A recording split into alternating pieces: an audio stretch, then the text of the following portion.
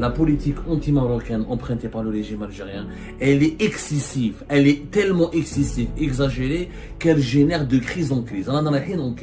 On s'est disputé avec l'Espagne, notre partenaire, notre deuxième client au niveau du gaz algérien. On est resté 20 mois à Madrid sans ambassadeur algérien.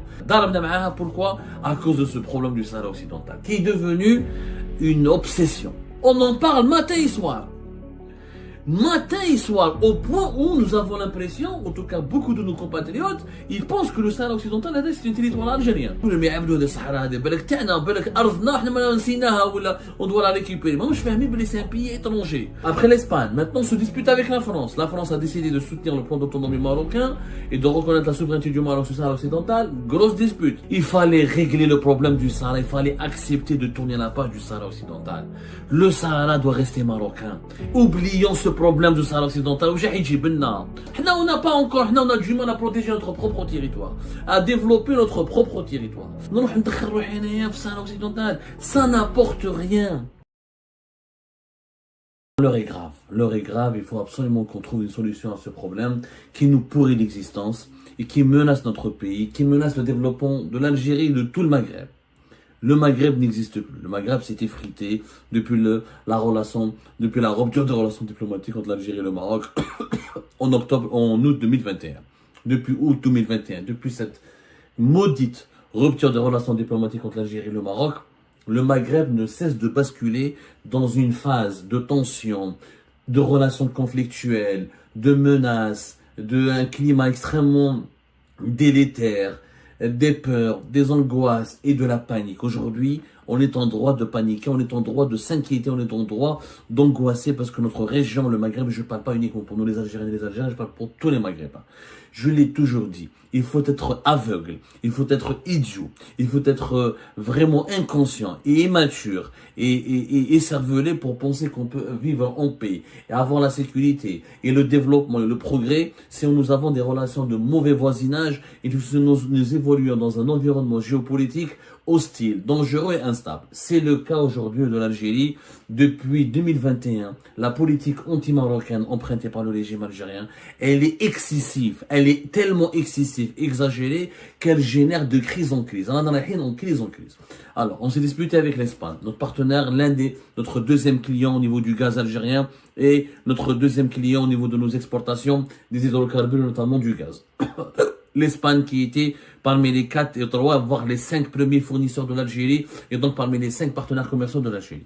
Depuis 2022, les relations avec l'Espagne se sont tellement détériorées que les échanges économiques entre les deux pays ont été significativement réduits à moins de 90%. On est resté 20 mois à Madrid sans ambassadeur algérien. Les liaisons aériennes et maritimes avec Madrid, avec l'Espagne et les autres grandes villes espagnoles ont été significativement réduites. Elles se sont un petit peu améliorées au cours de cette année 2024. Sinon, depuis 2022 et 2023, ça a été la catastrophe. 20 mois, jusqu'à la fin de l'année 2023 pour avoir un ambassadeur sur place. On est passé, les entreprises espagnoles étaient importantes pour l'Algérie. L'Espagne exportait vers l'Algérie pour 2,9 milliards d'euros en 2019, pour 1,9 milliard d'euros en 2020 et 1 milliard et quelques d'euros en 2021. Et depuis, on est à moins de 500 millions de dollars, à moins de 500 millions d'euros pratiquement. C'est une chute excessive et grave, ce qui a encore une fois pénalisé plusieurs entreprises algériennes qui avaient des partenariats avec les entreprises espagnoles, ce qui a provoqué aussi un énorme problème d'inflation et de pénurie, puisque les traditionnels fournisseurs espagnols du marché algérien ont été éjectés très brutalement. On n'a pas su les remplacer, on n'a pas su remédier, on n'a pas calculé les conséquences d'une rupture des stocks et le risque d'une pénurie sur le marché algérien, et ça a causé une catastrophe notamment dans le secteur de la volaille où les prix de la viande de poulet jusqu'à aujourd'hui, depuis 2022 jusqu'à aujourd'hui, ne cessent d'augmenter d'un mois à un autre, d'une année à une autre, entre 30 et 40%. C'est énorme, c'est vraiment énorme. On calcule pas les conséquences, mais avec l'Espagne, non seulement on n'a rien gagné, je dis bien, on n'a absolument rien gagné sur le plan géopolitique. Les Espagnols n'ont pas changé d'un iota leur position. Il y avait 189 000, presque 190 000 entreprises espagnoles qui travaillaient avec l'Algérie. Là, malheureusement, Nous avons on a pratiquement, mais à peine 10%, on va dire, de ces entreprises continuent de pouvoir travailler avec l'Algérie.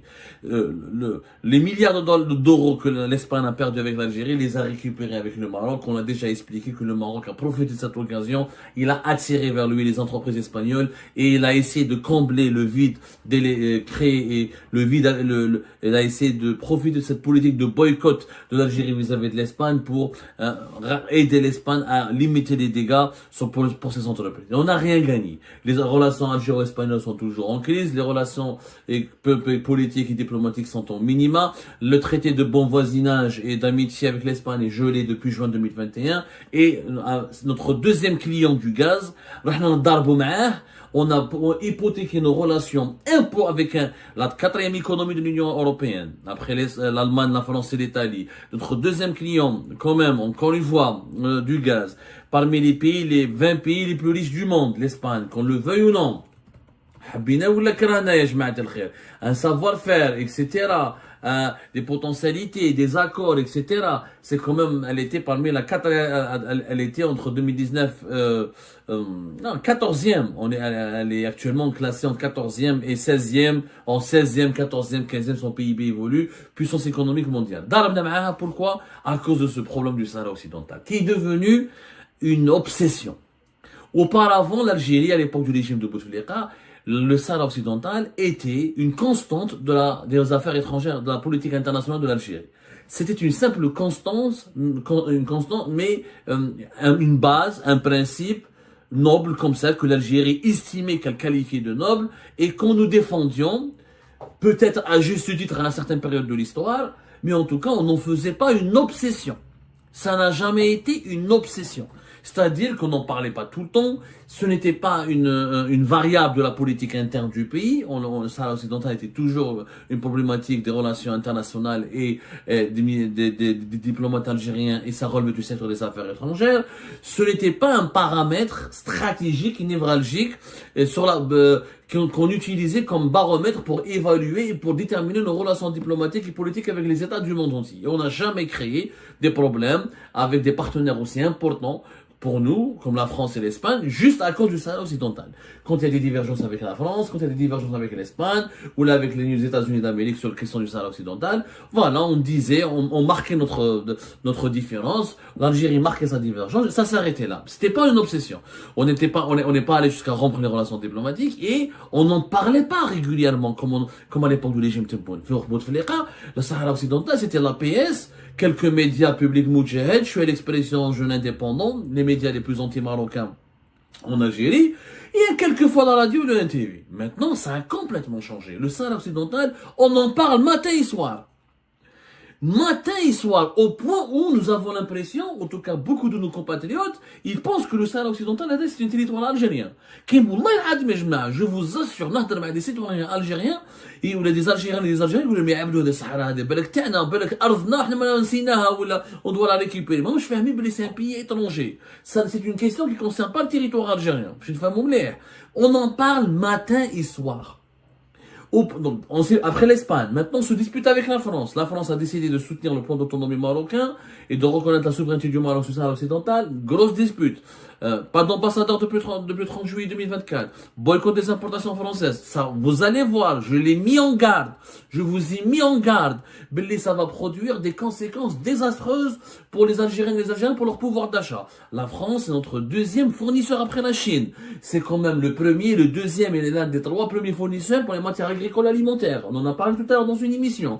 Remplacer les produits français que nous mangeons, que nous consommons, les voitures françaises, les équipements français, aussi rapidement par d'autres fournisseurs, ça va être extrêmement compliqué. Ça prendra du temps, ça va nous coûter plus cher. Du coup, l'inflation va augmenter en Algérie, les pénuries vont s'aggraver, et les entreprises algériennes qui avaient besoin de faire des partenariats avec fournisseurs des entreprises françaises pour leurs activités de production, pas pour la revente en état. Il y a des machines qu'on devait ramener de France, des pièces de rechange qu'on devait ramener de France, de l'expertise, du savoir-faire qu'on devait ramener de France, sans parler des matières premières agricoles par exemple. Et ben, ces entreprises algériennes vont être extrêmement pénalisées. Donc on va avoir beaucoup de déséquilibre dans notre pays. Tout ça pourquoi? Pour le Sahara occidental. Et le Sahara occidental, on s'est disputé avec nos 2 partenaires partenaires économiques parmi les plus importants. Mis à part la Chine et l'Italie, les deux autres plus importants partenaires économiques de l'Algérie sont l'Espagne et la France. ضربنا معاهم. علاش جانا un morceau, je dis bien un morceau et je pèse mon mot, de désert rocailleux où la population est de 400 000 habitants. Parce que nous n'avons pas avec les Marocains concernant le territoire algérien. Le Maroc, je le rappelle et je le dis 1000 fois, n'a plus de prétention sur le territoire algérien. La convention signée à Rabat en 1972, elle a été ratifiée, qui a été signée à l'île Yanès, qui a été signée par Abdelaziz Bouteflika, qui ont été ministre des Affaires étrangères, et par le ministre des Affaires étrangères marocain à l'époque, Ahmed Taibi Ben Hima, elle enterre définitivement le problème du tracé frontalier entre l'Algérie et le Maroc. Il y a quand même 9 articles, 98 pages, elle est consultable sur Internet. Le Maroc et l'Algérie n'ont plus de problème concernant leur tracé frontalier depuis le 25 juin 1972. Le Maroc, il a ratifié, il a fini, il a tardé pour ratifier cette convention, elle a été ratifiée en 1992. L'Algérie l'a ratifiée très rapidement, parce que ça protégeait notre territoire national contre, auparavant, les velléités expansionnistes de certains dirigeants marocains, mais c'était à l'époque, les années 60, les années 70. Et je rappelle encore une fois, vous pouvez aller voir le site des Nations Unies, depuis le 30 juillet 2002, cette convention relative au tracé frontalier entre l'Algérie et le Maroc a été enregistré par le secrétariat général des Nations Unies et donc les deux pays n'ont pas de problème concernant leurs frontières. Le Maroc n'a jamais revendiqué une partie de notre Sahara. Et ni Tindouf, ni Béchar, ni Ouelou, depuis 72. Donc nous n'avons pas de problème avec le Maroc concernant notre frontière.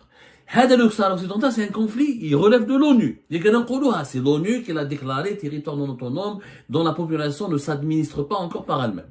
Le Maroc a fait une proposition qui est l'autonomie. On en fait une obsession. Pourquoi en faire une obsession au point où le Sahara occidental est devenu un baromètre? Plus qu'un baromètre, la boussole de nos relations internationales. C'est devenu la référence absolue, comme le Coran, c'est devenu une Bible, un Coran. غير ان شاء الله يجيك شي واحد في السلطه الجزائريه ولا في الصحافه الجزائريه يقول لك هذه الصحه الغربيه مذكوره في القران بعيد الشر كل حال ربي يسمح لنا. C'est devenu de la folie. Il y a un cadre qui est l'ONU. Que l'Algérie continue à défendre l'indépendance du Sahara, c'est son problème, ça peut se comprendre entre guillemets. Mais se disputer avec la France et avec l'Espagne, c'est extrêmement grave. Et pourtant maintenant je vais briser un tabou. Wallah al-Adim, à l'époque, on aurait dû écouter quelqu'un qui en 2019, il nous avait conseillé sagement d'aller régler ce problème définitivement. Wallah al-Adim, je vous le dis, je le redis, je le pense. Et je sais que je vais pas être apprécié par beaucoup de dirigeants algériens, ils vont m'insulter là-dessus, mais Ammar Saïdani avait raison. Il fallait régler le problème du Sahara, il fallait accepter de tourner la page du Sahara occidental. Le Sahara doit rester marocain. Oublions ce problème du Sahara occidental.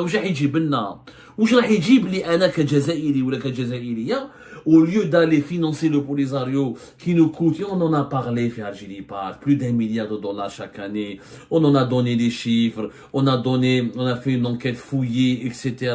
Ça nous coûte beaucoup d'argent pour pratiquement rien, pour pratiquement zéro impact. Aujourd'hui, il y a la majorité toutes les grandes puissances, la majorité des pays à travers le monde ne croient pas à la pertinence et à l'utilité de créer un État en Afrique qui s'appelle le Sahara occidental et peuplé uniquement par 400 000 habitants. Des États plus anciens et plus historiques et plus solides, encore comme le Mali, comme le Niger, comme le Burkina Faso, peuplés par une vingtaine de millions d'habitants et qui ont des armées et qui ont des constances et qui ont des relations historiques et ancestrales avec plusieurs puissances importantes de ce monde et qui ont un ancrage historique, n'arrivent pas à survivre, à s'en sortir seuls face au terrorisme, face au grand banditisme, face à l'insécurité. Comment un pays comme le Sahara va survivre?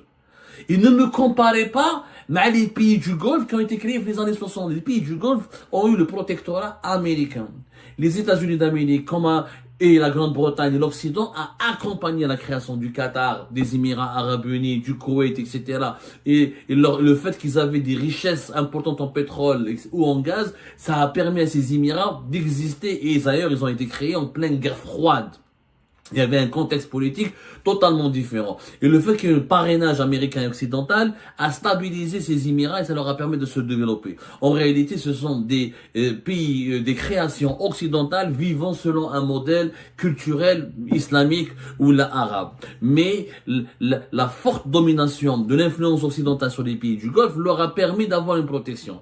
Mais qui va permettre au Sahara occidental de se développer? Qui va le protéger? L'Algérie. On n'a pas encore, on a du mal à protéger notre propre territoire, à développer notre propre territoire, à essayer de rattraper ce que nous avons, ce que nous accusons comme sous-développement. Non, ça n'apporte rien. Et Ammar Saïdani en 2019, il avait totalement raison. Qu'est-ce qu'il avait dit en octobre 2019 Ammar Saïdani dans une interview accordée à TSA? Je pense que l'Algérie a versé pendant 50 ans des sommes faramineuses à ce qu'il appelait le Polisario. Et cette organisation n'a rien fait et n'est pas parvenue à sortir de l'impasse. L'argent versé au Polisario, avec lequel ses membres se baladent depuis 50 ans dans les hôtels de luxe, doit revenir à Souk Haras, Al-Bayt, Tamanrasset et autres villes algériennes. Voilà ce qu'il a dit. Il a osé, c'était le seul et premier haut responsable algérien, Ammar Saïdani, ancien patron du FLN, ancien président de la PN, je rappelle, il a dit le Sahara est marocain et rien d'autre. Il faudrait que les Algériens l'acceptent, il faudrait on tourne la page. Et est-ce qu'il a tort aujourd'hui qu'il chauffe avec le développement des événements? Est-ce que Ammar Saïdani a tort? On l'a traité de traître à l'époque. On l'a insulté. Sabine, Mkheline, je connais c'est un traître, c'est un corrompu, etc. Mais sur le plan purement géopolitique et rationnel, il a eu raison.